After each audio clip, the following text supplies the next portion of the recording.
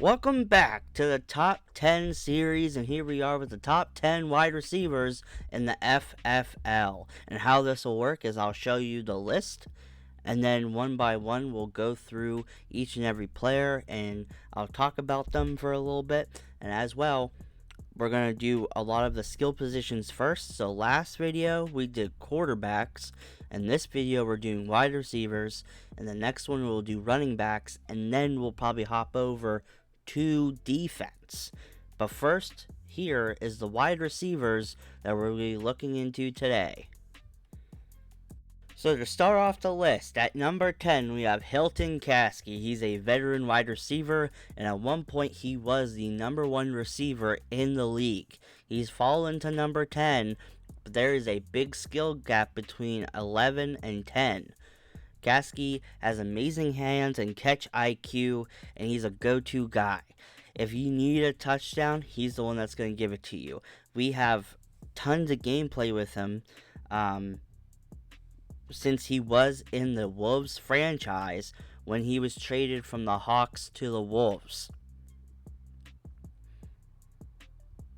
And in that as well, he's made some amazing catches falling down over people. He is a threat, and even at his advanced age in the league as one of the oldest wide receivers, he is still amazing. He's lost that extra step that he used to have. He's lost some of his jumping ability, but he is a very agile player, and with the cavalry he's shown that he's still a go-to guy. Now, there's rumors that in the future he may have to leave the cavalry to another team, but until then, he's a big part of that offense for their quarterback. He draws the defense away from him, or I should say away from other receivers onto him, and he still burns people deep when needed. But now we're going to look at number 9. The Dragons' own Mauricio Shepherd. He has had a great career so far in the league, 9 years in, I believe. He started with Cameron Scalone at quarterback, and they just couldn't quite get to the championship. But ever since Montana Young came in their 3-13 season, this past year, they've done amazing so far, and looking like they might be going to the championship game. He has pull-away speed. What I don't have listed here is that he's an amazing special teams threat. If he gets good blocking, he's taking it to the house. He has amazing agility. He's able to break ankles with his juke moves. And he's a great short route runner. Now, can he burn people deep? Absolutely. He has enough speed and enough just willpower to beat people over the top. Now, his biggest issue is the fact that he's not good in traffic. Because he's a slightly smaller, thinner, quicker receiver, if he gets popped really hard, either that ball's got to come out due to his bad ball security, or he's just going to be laid out. And so he tends to alligator arm at times. That's why I firmly believe the Dragons do need a second great wide receiver to get that spotlight off of Mauricio Shepherd. But he is a special talent, and we're going to look at number 8, and Marcus Oliver. He is a very young receiver for the Firebirds. He has elite route running.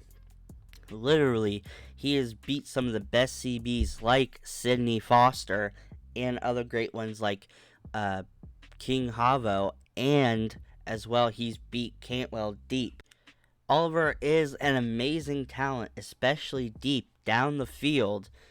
Even though he doesn't have elite speed or even quick speed like Mauricio Shepherd, he can still beat people very deep, and he is the future of the league. With a couple more years, I wouldn't be surprised if he's a gold receiver, and I also wouldn't be surprised if for some reason the Firebirds can't do anything with him, that he might want to leave. But with him and Neve Watts having really good chemistry so far in his career, he has really shown that he can be something very special. Now, he does have a number 1 wide receiver, basically, on the other side of the field. which eliminates some of the spotlight that's on him. But Oliver is amazing, and he came out of the draft extremely polished and ready to be a star in this league. And because he is so young, he's just going to continue to be better and better. And hopefully one day he'll be on the Dragons, but I don't see that happening anytime soon, especially with how special he is. And now we're going to look at number 7. He is a current Wolves #1 wide receiver in Clintrix King from the Discord. And he's been in the league for a very long time, since I believe season 5. He's a third down threat. If you need someone to make a play to move the chains, he's your man. He's hard to tackle. And so if he catches it short, he's going to stiff arm. He's going to fight for that first down. But he can also get open deep, which we saw when we were controlling the Wolves. He was really good at hitting that outside in between the sideline and the numbers, getting open. He was excellent at it, and he's great in traffic. He's everything Mauricio Shepard isn't, but the problem with Clintrix King is the fact that he lacks elite speed. He could beat people deep with his good route running, but he's really not going to make any deep plays by just doing a streak. Like, he's going to have to make 1, 2, even 3 moves just to get open.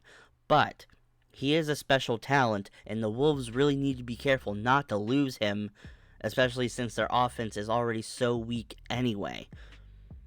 But only time will tell to see how the Wolves continue trying to build, or lack of building, their team. And now we're going to look at number 6 in J.J. Jackson, a Gladiators wide receiver. We're going to see 2 on this list, and he's the first one to be seen. He's a go-to guy, another third down threat, and he's a good route runner, just like Clintrix King. They're almost the same player. The difference is J.J. Jackson is more of an elite player than Clintrix King will ever be, due to his slightly faster ability and his ability to be very agile, especially when he gets pressed. He's able to use his feet and get open. Also, he is very strong, and he shows up, especially since in the Gladiators offense, there's 2 gold wide receivers, and him and Eric McMahon. But he tends to get a lot more targets because he's the one that's more open. On slant routes, on out routes, he's going to be the one burning any DB, because in the short game, due to his strength and due to his quick speed out of the gate, his fast acceleration, he's the one getting open every time. On any DB that's even close to him, short range, he's amazing. Now deep, he's shown that on double moves, he can get open due to his amazing route running. But he, like I said before, like Clintrix King, he does lack that elite speed. But now, we're going to look at number 6, or I should say number 5 on the list, Marquise Butler. He's one of the best red zone threats in the league at 6'6", and they even said that he might be 6'7". He's a 50-50 threat, and what I mean is, any ball that's thrown up, he has a 50-50 shot. And most of the time, it's not going to get picked. So for the Lightning, especially with their current quarterback, Rick Tempest, and maybe possible future quarterbacks, if they draft one this offseason,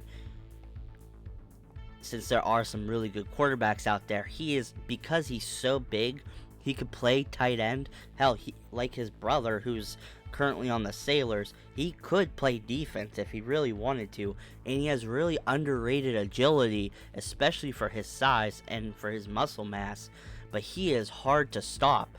Even putting Sidney Foster or even Carter Cantwell on him, it's going to be almost impossible to stop him down the field, and the way he gets open is absolutely amazing.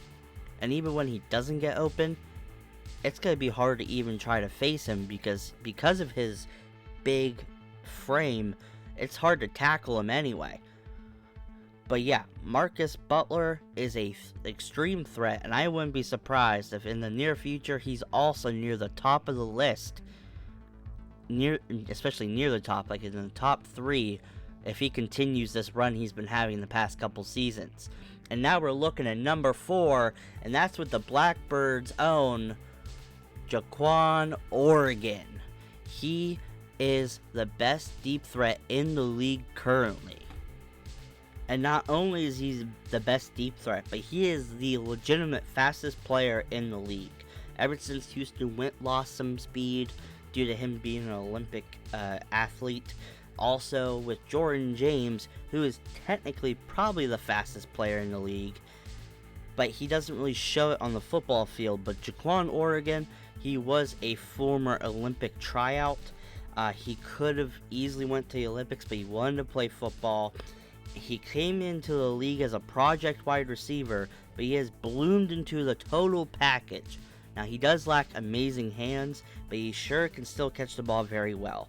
Now, he might be on the move from the Blackbirds due to their fledgling offense and wasting him for most of his career, but due to his elite deep threat like him, he deserves better better offense around him.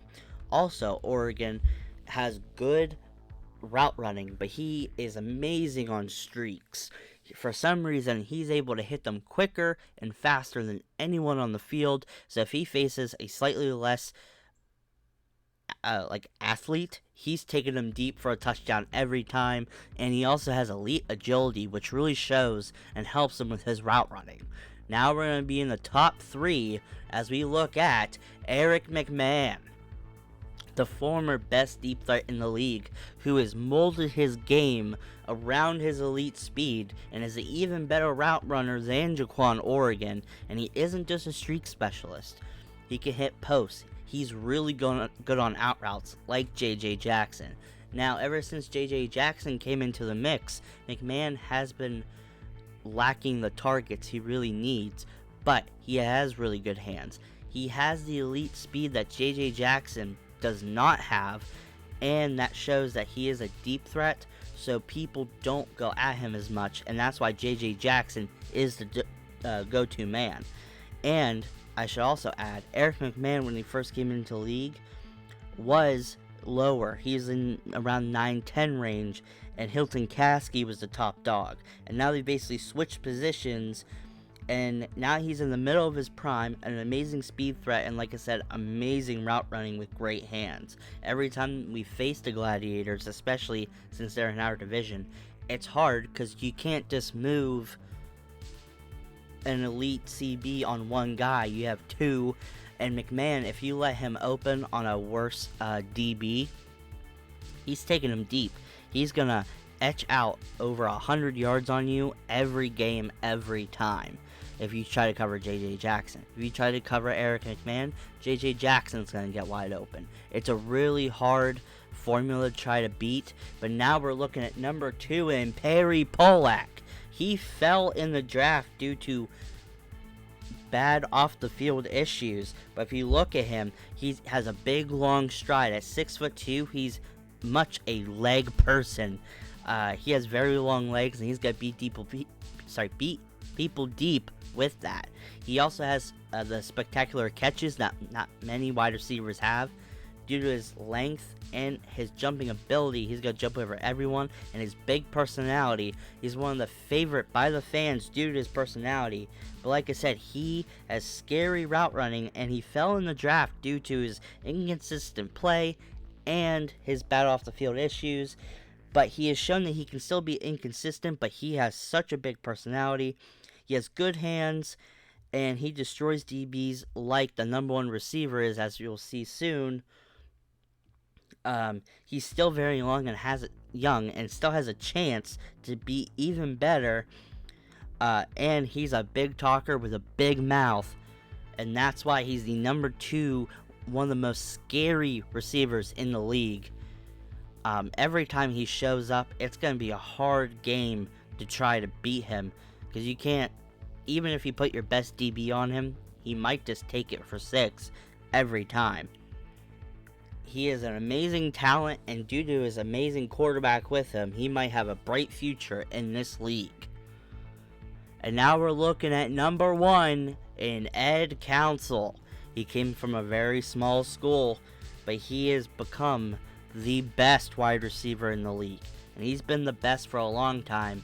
He beat Caskey out of his second year, and ever since then, he is a superstar. He's quiet, but that makes him even scarier because he's going to beat you every time, and he knows it. He's the best route runner in the league. He gets open every time. Every time we face the Bullheads, we put our best DB on him, especially like Sidney Foster. We double him, sometimes we triple him, and he still gets open down the field for a super deep play. He's a scary threat, and he's surprisingly quick. He doesn't run a fast 40, but due to his route running, due to his agility, he's going to run around people. He's going to go deep. He's going to do these amazing routes that are just going to break every DB's ankles. It also helps that he has glue for hands. He catches everything. I've almost never seen him drop a ball that was easily catchable. Even if the DB is basically fouling him, he's going to try to catch that ball. He is the perfect receiver, and he's been perfect since day one. He's been the most polished receiver coming out in many years, and he's amazing. And he has this extra gear that it seems like no one knows he has, and he always hits it. But hopefully, he's not stuck in Miami for too long due to their fledgling offense and him being basically the best player for them. But that will be our top 10 wide receivers, and next week will most likely be the top 10 running backs. I hope to see you then. Thank you guys for watching. Please like and subscribe, and I'll see you guys next time. Peace.